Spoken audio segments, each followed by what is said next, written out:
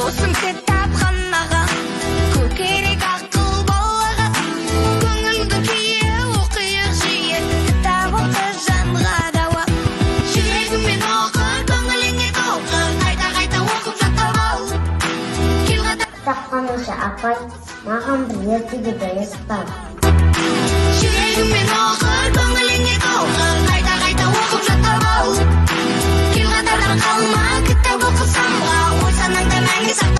Апай, кітапханашы ертегінің бәйісі.